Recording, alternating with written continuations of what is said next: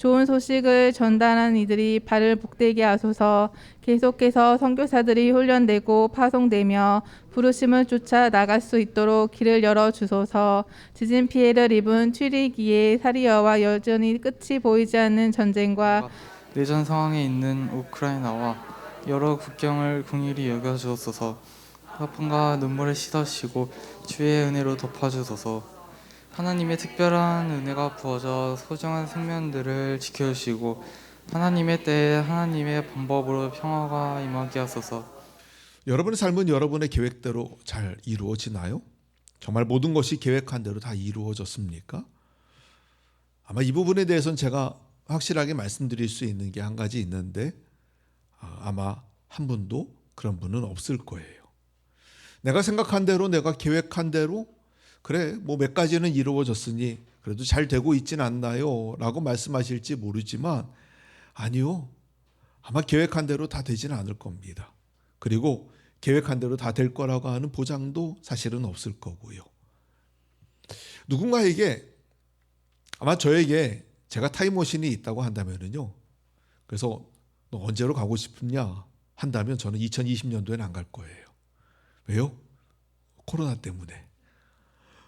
정말 2020년도만큼은 그날만큼은 피하고 싶어요. 만약에 제게 예언하는 능력이 있어서 미래를 보는 막 힘이 있어가지고 올해 한 해가 어떨까요? 전망할 수 있는 그런 능력이 있었다면 전 2020년도에 분명 얘기했을 겁니다. 올해는 암울해요. 상태가 안 좋아요. 뭔가 이상해요. 잘 안 될 것 같아요. 하면서 부정적인 얘기만 하면 쏟아냈을 것 같아요. 그런데 아무도 그렇게 될 거라고 생각 못했지요. 그 해가 시작될 때만 하더라도 올해 한 해 아마 희망찬 한 해가 될 것 같아요 라고 모두가 다 시작했지만 그런 일이 터져서 3년이나 갈 거라고 누가 생각이나 했겠습니까? 그런 걸 보면 우리 인생이 기대대로 흘러가지 않는다는 걸 잘 보여주는 것 같아요. 오늘 요셉의 이야기도 마찬가지입니다.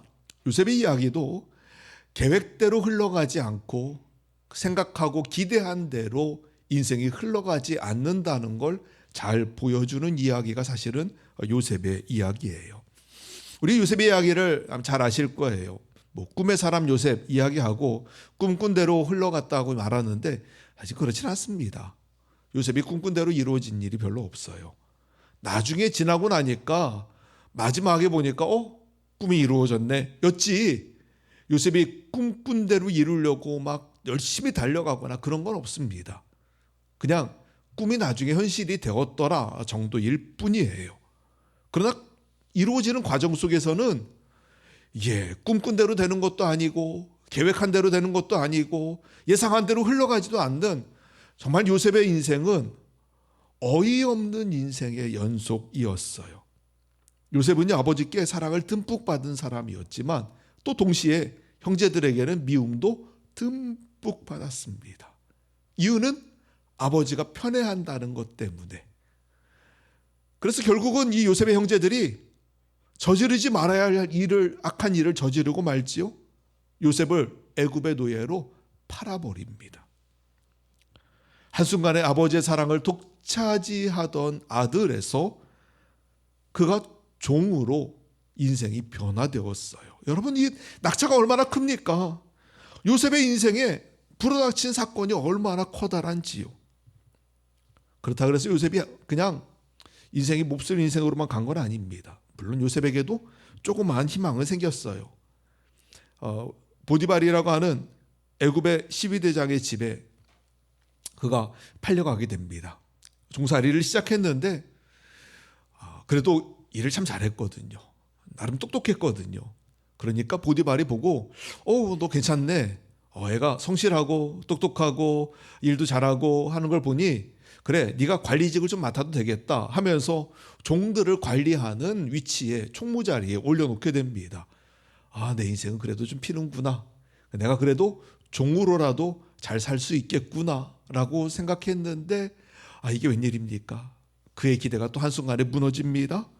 집주인 보디발의 그 아내가 글쎄 이 어린 20살의 요셉을 유혹한 겁니다.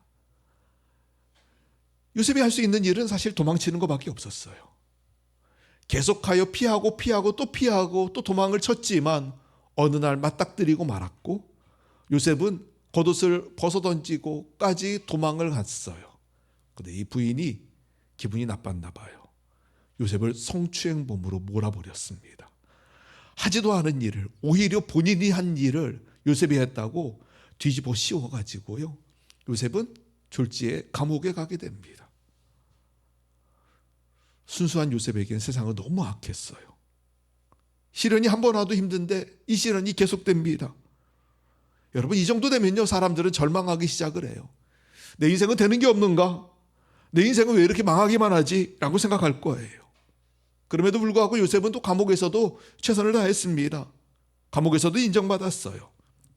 그리고 기회가 또 찾아왔지요. 글쎄, 왕의 관원장들 2명이 감옥 안에 들어온 거예요. 빵 굽는 일을 맡은 사람과 술 따르는 일을 맡은 2명의 관원이 들어왔습니다. 근데 꿈을 꾸었대요. 근데 둘 다 꿈이 이상하대요. 그랬더니 이 꿈이 이상한데? 요셉이 가서 묻습니다. 왜요? 왜 이렇게 근심들 하세요? 내가 어젯밤 꿈 꿨는데 꿈이 좀 이상해 하고 꿈 내용을 알려주는데, 한 사람의 꿈은 당신은 3일 내에 복직될 겁니다. 다시 왕 앞에 가서 술을 따르게 될 겁니다. 또 한 사람의 꿈은 당신은 3일 내에 목이 매달려 죽게 될 겁니다. 새들이 와서 당신의 시체를 파먹을 겁니다. 꿈을 해석해 주어요. 그리고 정말 꿈대로 이루어지죠. 한 사람은 목 매달리고 한 사람은 복직되어서 왕 앞에 가게 됩니다. 그런데 왕 앞에 가는 그 관원에게 요셉이 했던 말, 나는 이곳에 있을 사람이 아닙니다. 나는 잘못한 게 하나도 없습니다. 그러니 왕 앞에 설 때 나를 좀 기억해 주십시오. 요셉에게 또 하나의 희망이 생긴 거예요. 그래도 내 인생이 이 감옥 안에서 조금 벗어날 수 있지 않을까라고 하는 일만의 희망을 품었는데, 이게 웬일입니까? 복직되어 간 사람이 까맣게 잊어버렸어요. 요셉을 정말 까맣게 잊어버렸어요. 무려 2년 동안 요셉은 잊힌 존재가 되어버렸습니다. 감옥에서 2년은 짧은 시간이 아니에요. 절대로 짧지 않습니다. 우리가 감옥 바깥에 있으니까 2년이 뭐 별거 아니겠지 하겠지만, 여러분, 군대하고 똑같아요. 군대에서는요, 하루가 일주일 같아요. 1시간이 하루 같아요. 아침에 일어나서 한 바퀴 뛰고 왔는데 하루를 다 산 것 같은 느낌. 그리고 아침 먹고 이제 뭔가를 해보려고 하는데 이게 며칠 지난 것 같지? 막 이런 느낌이 군대 안에 있으면 들어갑니다. 시간 엄청 안 가거든요. 남들은 야, 휴가 벌써 나왔냐? 너 얼마 전에 나왔는데 또 나왔냐? 라고 얘기하는데, 사실 군대에서 휴가 나온 사람은 기다리고 또 기다렸다가 간만에 나오는 휴가, 정말 오랜 시간 기다리고 나오는 휴가예요. 그만큼 군대는 시간이 안 가요. 감옥도 비슷할 거지요. 2년이라고 하는 시간이 2년밖에 아니에요. 엄청 긴 기다림의 시간이었을 겁니다. 나를 좀 기억해 주세요라고 하는 이 부탁 한마디를 그 사람이 잊어버리고 그냥 2년의 시간을 지나버렸으니, 요셉은 오늘은 좀 연락이 오려나? 오늘은 좀 나아지려나? 이번에 좀 괜찮으려나? 하는 날을 2년 동안 보내게 되어요. 작은 희망 하나 품었지만 그 작은 희망조차도 이제는 사라지게 된 상황이 있지요. 여러분, 이 정도 되면은요, 사람들이 자기 인생을 포기하게 됩니다. 그냥 패배주의에 젖어서, 그래, 내 인생은 이렇게 망하는가 보다, 내 인생은 이게 끝인가 보다 라고 생각하게 되지요. 요셉의 삶은요, 참 희한해요. 뭔가 기회가 오는 듯 하다가 없어져 버리고요, 문이 열리는 듯 하다가 닫혀버리고요, 뭔가 되는 듯 하는데 갑자기 무너져 내립니다. 이게 요셉의 인생이었죠. 결국 많은 사람들은 그런 과정 중에 이러다 내 인생 끝나는 거 아니야? 왜 나한테 이런 일만 일어나지? 왜 나는 이렇게 안 되는 거지? 내게 뭐가 문제지? 라고 생각하기 시작하죠. 또 어떤 사람들은 이런 일들이 일어날 때 그냥 희망을 품습니다. 막연한 낙관론을 가져요. 그냥 잘 될 거야. 그래, 뭐 어쨌든 잘 되겠지 뭐. 라고 하는 근거 없는 막연한 낙관론을 갔는데, 죄송한 얘기지만 막연한 낙관론이 제대로 이루어지는 게 많지 않습니다. 그냥 잘 되겠지라고 생각하지만 사실 잘 되겠지라는 생각대로 잘 될 때가 많지가 않아요. 막연한 낙관론은 빗나갈 때가 많습니다. 그런데 또 그런 막연한 낙관론을 가지고 있으면 잘 되겠지 했는데 안 돼버리면 또다시 좌절할 수밖에 없게 되어요. 이게 문제이거든요. 결국 그런 상처가 깊어지고 그런 일들이 반복되면 결국 사람이 할 수 있는 방법은요, 포기하고 좌절하고 그리고 낙심하는 것밖에 없어요. 요셉은 어땠을까요? 요셉의 인생을 보면 다시 말하지만 뭔가 되는 듯 싶다가 무너져 내리는 그 삶의 반복 속에서 요셉이 어떻게 그 자기의 인생을 이겨낼 수 있었을까 생각해 보면 답은 한 가지입니다. 그가 순간마다 때마다 불렀던 그 이름, 바로 하나님 때문이에요. 요셉의 인생을 그래도 이겨나갈 수 있었던 그 이유는 바로 하나님 때문이었죠. 그에게 찾아온 거절과 학대와 누명과 억울함이 있음에도 불구하고 그 삶의 평정을 유지하고 그래도 하루하루 힘있게 나아갈 수 있는 이유는 그가 고백하는 그 이름, 바로 여호와 하나님 때문이에요. 보디발의 아내가 유혹할 때에도 내가 어떻게 하나님 앞에서 죄를 지을 수 있냐고, 간수장들이 꿈을 해석해 줄 때에도 이것을 하나님이 해석하시는 거라고, 또 바로왕 앞에서 바로가 꿈을 꾸었을 때 그 꿈을 해석해 주며 하는 말도 하나님이 하십니다. 하나님이 말씀하십니다. 하나님이 해석해 주십니다라고 하면서 하나님의 이름을 그가 부르고 하나님을 붙잡고 나아갔어요. 요셉은 하나님 믿는 믿음으로, 그리고 하나님이 인도하심을 믿는 믿음으로 그 삶을 이겨냈던 것이지요. 시간이 흘렀어요. 우여곡절 끝에 요셉이 애굽의 총리가 됩니다. 바로 왕의 꿈을 해석해 주었고, 꿈을 해석해 준 대로 한번 이렇게 정책을 세워보는 건 어떨까요? 라고 제안을 건넸는데 그 제안이 마음에 들었던지 바로가 그래, 그러면 네가 한번 해봐 라고 해서 요셉이 총리의 자리에 올라가게 됩니다. 요셉이 세워놓은 경제정책으로 인해서 7년의 풍년이 많은 곡식을 저장하는 기간이 되었어요. 7년의 풍년 이후에 7년의 흉년이 다가올 걸 알았기 때문에 풍년의 기간 동안 정말 창고를 만들어서 곡식을 쌓아두기 시작을 합니다. 아마 사람들이요, 뭐 저런 그냥 먹고 마시고 살면 되지, 풍년이 이렇게 잘 되면 흉년 한두 해 정도야 그냥 넘어가겠지 생각했는데 이게 아니었어요. 7년의 풍년이 딱 끝나자마자 언제 풍년이 있었느냐라고 말할 정도의 심각한 흉년이 오기 시작을 합니다. 거짓말처럼 흉년이 찾아왔지요. 그런데 애굽에는요, 아무리 흉년이 찾아와도 괜찮았어요. 이유는 총리 요셉이 있었거든요. 요셉이 7년의 풍년 동안에 준비를 잘 해놨거든요. 곡식을 너무나 잘 준비하고 쌓아놓아서 7년의 흉년 동안 그 곡식을 조금씩 방출해가지고 사람들이 먹고 살 수 있도록 도와줍니다. 그런데요, 총리된 요셉이 그 일을 2년째 잘 감당하고 있는데, 3년째 시작하고 있는데, 그런데 익숙한 사람들이 눈앞에 찾아옵니다. 누구예요? 자기 형들이에요. 자기 형님들이 자기 앞에 찾아와요. 자기가 요셉인 것도 알지 못한 채 자기 앞에 엎드리더니 곡식을 좀 주세요라고 부탁하는 거예요. 여러분, 인생이 어떻게 이렇게 반전될 수 있을까요? 요셉의 형들이 자기 앞에 그 악을 행할 때에만 하더라도 저 요셉은 가서 종으로 살거나 죽었겠거니라고 생각했을 텐데, 글쎄 총리가 되어서 그 앞에 있을 거라고 상상이나 했을까요? 아마 상상 못했을 거예요. 그리고 형인지 요셉인지 알아보지 못하는 형님들이 엎드리고 있을 때 요셉 마음은 어땠을까요? 아마 요셉은요, 그 벌벌 떨고 있는 형들을 바라보면서 이게 좋은 기회라고 생각했을 수도 있을 겁니다. 속에 쌓아두었던 말을 할 수 있는 절호의 순간이에요.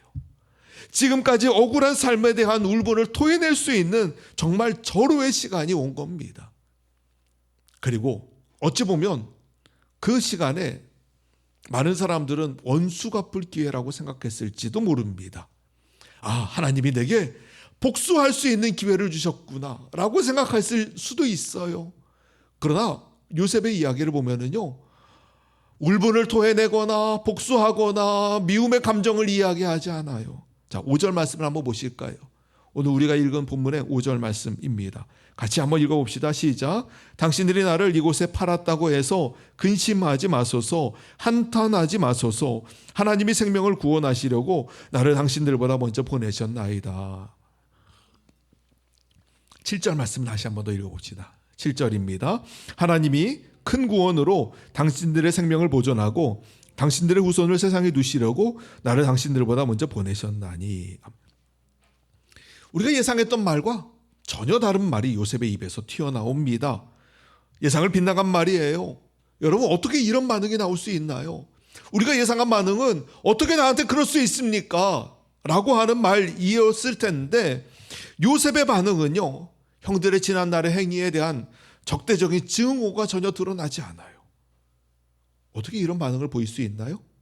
이유는 다른 게 아닙니다.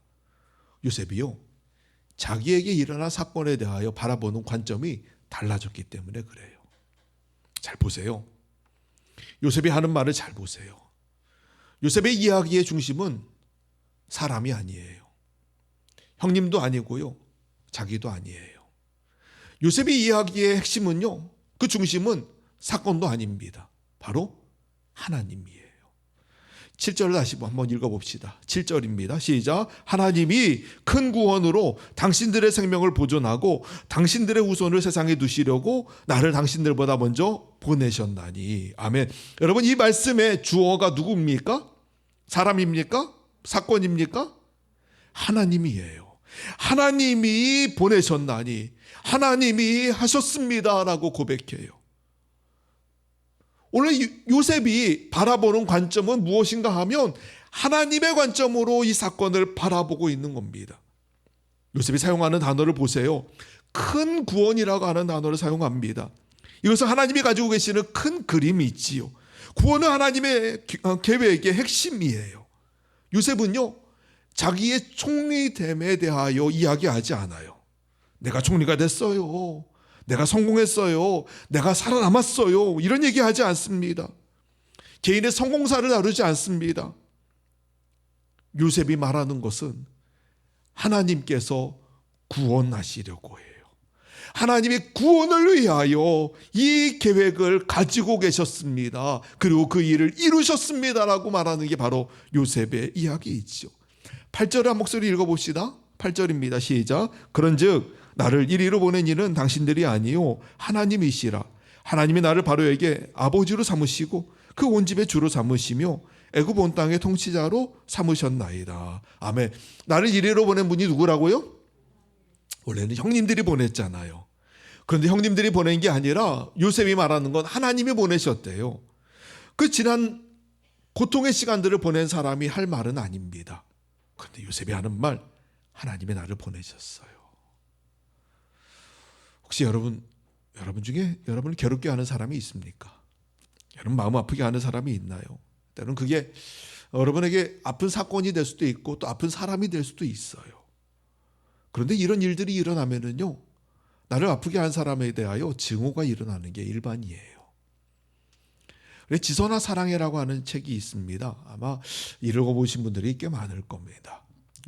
이야기를 들어보신 분도 많을 거예요. 이지선이라고 하는 자매인데요, 지금은 UCLA에서 공부를 마치고 2017년인가요? 그때부터 한동대학교의 사회복지학부의 교수로 재직 중이에요. 이대 졸업반이죠. 4학년 마지막에 공부를 마치고 이제 차를 가지고서 집을 가는데, 운전해서 오빠와 같이 집을 가는데 글쎄 음주운전 차량이 와서 자기를 들어받았습니다. 근데 문제가 차에 불이 났지요. 차가 불이 나서 막 불타는 와중에 지선자매는 정신을 잃었고, 정신을 차린 오빠가 어떻게든 그 불 붙은 차량에서 동생을 꺼내려고 자기도 화상을 입어가면서 동생을 꺼냈어요. 근데 문제는 이 동생이 이미 전신 화상을 입은 상태였어요. 온 몸이 다 불에 다 화상을 입은 상태였습니다. 얼마나 상태가 심각했는지 피부 이식 수술만 40여 차례 이상을 했습니다. 손가락도 몇 개 없어졌고요. 불에 없어졌어요. 그리고 얼굴도 다 모든 게 제대로 남아있는 게 없을 정도로 그냥 보면 흉측해 라고 말할 정도로 인생이 망가지고 깨어져 버렸지요. 그런데요, 이 지선자매가 훗날 하는 말은 자기를 운전자를 진심으로 용서했대요. 그리고 자기의 일그러진 얼굴로 인해서 절망하지 않는다고 얘기해요.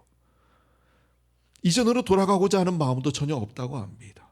아니, 오히려 지금이 더 행복하다는 거예요. 어떻게 그가 그런 말을 할 수 있을까요? 어떻게 그가 자기의 인생을 그렇게 이야기할 수 있을까요? 오늘 8절의 말씀이 그 답이 되는 거지요. 나를 이리로 보낸 이는 당신들이 아니요 하나님이시라. 나를 이리로 보낸 자는 당신들 형님들이 아닙니다. 당신들이 팔아서 나를 넘긴 줄 알았지만, 그래서 내가 여기로 온 줄 알았지만 아니요, 하나님이 나를 여기로 보내셨습니다라고 하나님의 관점으로 보기 때문이에요. 여러분, 이것은 전혀 다른 관점이에요. 피해를 본 사람이 이 피해자가 자기에게 일어난 사건만 보면 사실은 답이 없습니다. 피해당한 사실에만 집중하면 고통만 더 깊어질 뿐이에요.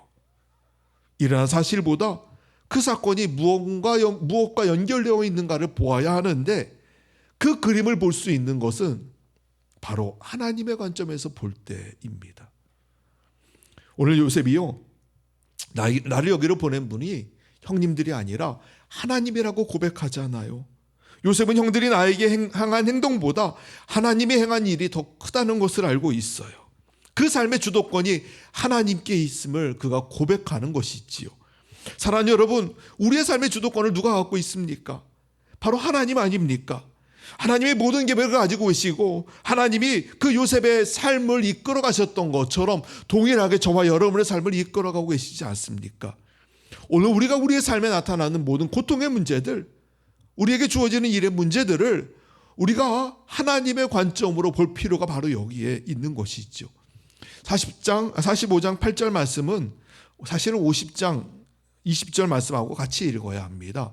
여러분이 50장 20절 말씀을 찾아보시겠습니까?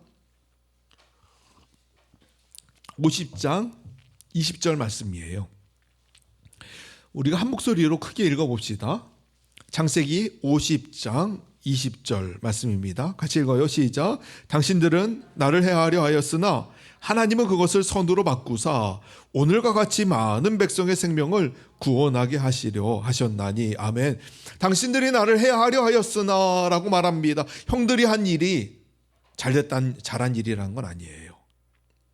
오늘 하나님께서 자기가 총리가 되게 하셨다라고 말씀하니까 그래? 형님들이 그럼 야 우리가 너 팔아넘겨가지고 너 총리 된 거네. 야 우리 잘한 거네 라고 얘기하면 안 돼요. 여러분, 그렇게 해석하는 게 아닙니다. 잘못한 일은 잘못한 거예요. 악한 일은 악한 겁니다. 그 일은 하나님 앞에서 회개하고 하나님이 징계하심 따라 나아갈 수밖에 없는 일이에요. 다만 여러분, 기억할 건 이겁니다. 당신들은 나를 해하려 하였으나 하나님이 어떻게 하셨다고요? 그 악을 선으로 바꾸셨대요. 하나님이 나에게 주어진 악을 선으로 바꾸셨다는 거예요. 여러분, 이게 놀라운 일입니다. 하나님께서 백성을 구원하시기 위한 목적을 가지고 내 삶에 악한 행동이 있었다 할지라도 그것을 선으로 바꾸셨다는 것이지요. 로마서 8장 28절에 우리가 알거니와 하나님을 사랑하는 자 곧 그의 뜻대로 부르심 입은 자들에게는 모든 것이 합력하여 선을 이루느니라라고 말씀해요. 하나님이 우리 안에 역사하심으로 우리의 삶을 선함으로 바꾸어 가시고 인도해 가신다는 믿음의 고백이 오늘 저와 여러분에게 있기를 축복합니다. 요셉이 하는 말이에요. 때로는 우리가 실수할 수 있어요. 때로는 우리가 잘못할 수 있어요. 아니, 때로는 우리가 원하지 않는 고통이 우리의 삶에 찾아올 수도 있고 원하지 않는 악이 우리에게 다가올 때도 있습니다. 그런데요, 놀라운 사실 하나 알려드릴까요? 하나님이요, 그 악한 것을 그 미련한 것을 선한 것으로 바꾸시고도 남으시는 분이 우리 하나님이란 사실이에요. 여러분 믿으십니까?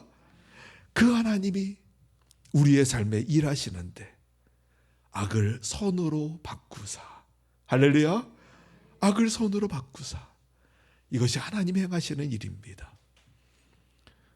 여러분 하나님이 그 일을 이루실 것을 우리가 믿어야 해요. 이 믿음이 없으면요 얼마나 우리의 삶이 어렵고 힘든지 몰라요. 어려운 일이 우리에게 다가왔어요. 악한 일이 우리에게 주어졌습니다. 고난이 우리에게 찾아왔어요. 누가 그런 얘기 하더군요. 고난이 오면 많은 사람들이 왜 나한테 이런 일이, 왜 이런 없어도 될 일이 나한테 찾아왔지 라고 얘기하는데 아니래요. 그냥 올 게 온 거다라고 얘기를 하더군요. 올 게 온 거래요. 그냥 언젠가 올 거였지만 지금 온 거밖에 되지 않는다. 그냥 당연히 올 거였는데 찾아왔구나. 아 그래 왔구나 라고 받아들이랍니다. 그래요. 인생의 고난은 찾아올 수 있어요. 그런데 그 고난이 찾아올 때 하나님의 선하신 계획이 있음을 믿지 못하는 사람들은요 그 악한 일을 내가 손으로 바꿔야 되는 거예요. 이 악한 일을 내가 손으로 바꾸려니 얼마나 힘듭니까? 그 문제를 해결해서 손으로 바꿔보려고 노력하니 얼마나 이것이 어렵고 힘든 일인지요. 그런데요 오늘 우리에게는 어떤 믿음이 있어요? 악을 선으로 바꾸시는 하나님이 계신다는 믿음이 있습니다. 하나님이 악을 선으로 바꾸신대요. 그럼 왜요? 왜 그 일을 이루시나요? 50장 20절 말씀에 오늘과 같이 많은 백성의 생명을 구원하시려고 해요. 하나님이 가지고 계시는 큰 계획을, 그것은 구원의 계획입니다. 요셉이요 사실은 자기의 인생에 주어지는 일들에 대해서 하나님의 어떤 뜻을 가지고 계신지 처음부터 알고 살았던 건 아닐 거예요. 노예로 팔려가면서 요셉이 형님들 제가 노예로 팔려가야만 당신들이 나중에 구원받을 수 있어요. 그러니 저를 노예로 팔아버리세요. 이런 얘기하면서 팔려가진 않았을 거잖아요. 내게 왜 이런 일이 주어지는지 모른 채 하나님 제가 왜 노예로 팔려가야 돼요? 라고 얘기하면서 노예로 팔려갔을 거예요. 감옥에 갈 때도 하나님 잘 살아보려고 했는데 왜 내가 감옥 가야 돼요? 라고 하면서 감옥에 갔을 거예요. 자기에게 주어진 일들이 왜 그 일이 주어지는지 모른 채 사실 요셉은 15년 이상을 살았어요. 내게 왜 그 일이 주어지는지도 모른 채 15년 가까이를 살았어요. 그리고 요셉이 언제 하나님의 선하신 계획을 발견하는가 하면 내가 총리가 됐을 때가 아닙니다. 하나님이 나를 총리시키셔서 잘 먹고 잘 살게 하려고 이 일을 행하셨구나. 그게 아니에요. 하나님의 선하신 계획, 왜 나를 하나님이 그러면 총리까지 세우셨지? 라고 하는 이 하나님의 선하신 계획을 발견하지 못한 채 살아가던 요셉에게 그 뜻을 확인할 수 있는 기회가 언제였는가 하면 자기 형님들이 자기를 찾아왔을 때예요. 자기 형님들이 자기를 찾아왔어요.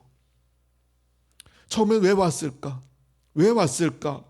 한 번 오고 두 번 올 때에는 왜 찾아와야만 했을까라고 고민했다면 이제 형님들이 보여주는 진심 어린 뉘우침의 모습을 보면서 드는 확신은 하나님께서 이 기근에서 우리 가족들을, 아버지와 그 가족들을 구원하시려고 나를 먼저 여기 보내신 거였구나 라는 것을 그가 깨닫게 되지요. 사랑하는 여러분, 오늘 하나님의 선하신 계획이 저와 여러분 안에 있음을 믿습니다. 근데 우리가 그것을 처음부터 다 알 수는 없습니다. 고난이 주어질 때 처음부터 하나님의 선하신 계획을 다 알고 그래 하나님이 이거 하려고 나에게 이 고난 주셨대 라고 다 알고 시작하면 참 좋겠지만 그러나 요셉의 경우처럼 알지 못하는 경우가 대부분이에요. 그러면 어떻게 해야 될까요? 우리가 할 건 한 가지예요. 선하신 하나님이 우리의 삶에 하나님의 선한 계획을 이루실 것을 믿음으로 나아가는 거예요. 그 계획이 무엇인지는 알지 못해요. 그 계획이 어떤 건지는 우리가 분명히 볼 수는 없어요. 그러나 지금 이루어지는 일들이 하나님의 선하신 계획 안에 있다면, 하나님의 선하신 뜻이 있다면 그 뜻을 하나님이 반드시 이루실 것이라는 걸 믿고 나아가는 그 믿음이 우리 안에 있어야 하는 것이지요. 하나님 언젠가 그 뜻이 무엇인지 우리에게 보여주실 날이 오게 될 겁니다. 그러면 그제서야 하나님이 이렇게 하시려고 그랬구나 라고 그때서야 하나님 감사합니다 고백하게 되겠지만, 그래, 지금은 내가 당장 알지 못해요. 그래도 우리는 선하신 하나님이 계신다는 걸 반드시 기억하며 믿음으로 나아가야 하는 것이지요. 그 하나님은요, 때로는 내 실수도 사용하시는 하나님이세요. 그 하나님은요, 악을 선으로 바꾸시는 하나님이세요. 때로는 내게 주어지는 고난까지도 사용하시는 하나님이세요. 그러니 지금 내게 주어지는 악이, 지금 내게 있는 이 고난의 문제가 하나님이 만지시면 반드시 선한 열매로 맺어지게 될 거라는 걸 기억하고 지금 이 일을 믿음으로 감당하는 여러분 되시기를 축복합니다. 올해 들어 우리 교회에 아픈 분들이 좀 많이 있어요. 다친 분들이 좀 많습니다. 한동안 이런 얘기들이 막 몰려 들어올 때 마음속에 어떤 생각이 들었는가 하면, 올해 시작부터 이게 뭐야. 여러분 좀 죄송해요. 저도 사람인지라 그런 마음이 들었어요. 올해 시작부터 이게 뭐야. 왜 이렇게 갑자기 이런 일들이 닥쳐오지? 라고 하는 생각이 들었는데요. 오늘 말씀을 묵상하면서 사실 하나님 앞에 회개하면서 다른 마음을 갖기로 결정했습니다. 하나님의 선하신 계획이 분명히 있음을 믿습니다. 저와 여러분에게, 그리고 오늘 우리 교회에게, 여러분의 가정에 반드시 하나님의 선하신 계획이 있음을 믿습니다. 지금은 뭔지 모를 수 있지만 그러나 반드시 올해가 지날 때 하나님이 올해 안에 이렇게 인도하시려고 우리의 초반에 하나님이 이 일을 행하셨나? 라고, 우리에게 이 일을 주셨나라고 고백하게 될 거예요. 그러니까 저와 여러분 믿음 잃지 마시고요, 함께 같이 기도합시다. 하나님의 선한 계획을 우리 안에 이루어 주십시오. 하나님의 뜻이 아름답게 완성되도록 우리의 악한 일들까지도 주님 사용하십시오. 같이 기도합시다. 때로는 내 생각대로, 내 기대한 대로, 내 계획대로 내 인생이 흘러가지 않는다고 해도 여러분 두려워하지 마세요. 걱정하지 마세요. 낙심하지 마세요. 선하신 하나님이 계시잖아요. 그 하나님이 악을 선으로 바꾸사 구원을 이루시고 완성하신다고 말씀하시는데, 오늘 저와 여러분 안에 이 하나님의 섭리가 있음을 믿으며 하나님의 선하신 뜻이 이루어지기를 소망하고 기도함으로 믿음으로 나아가는 여러분 되시기를 주의 이름으로 간절히 축복합니다. 기도하겠습니다. 하나님, 오늘 우리 안에 하나님의 선하신 뜻이 있음을 믿습니다. 그 하나님의 뜻이 사랑하는 성도들의 삶의 가정에, 그리고 이 땅과 이 교회 가운데 온전하게 이루어지도록 역사하여 주옵소서. 예수님 이름으로 기도합니다. 아멘.